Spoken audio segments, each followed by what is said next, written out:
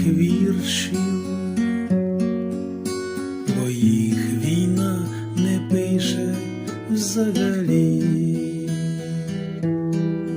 Поети пишуть у ранковій тиші,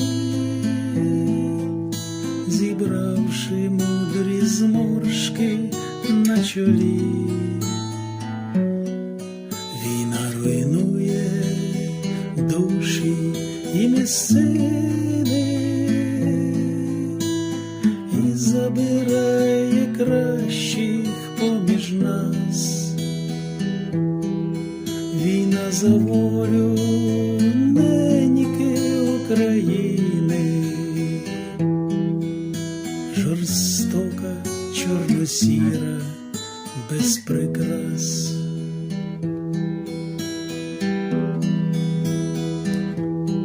Війна руйнує статки і світогляд,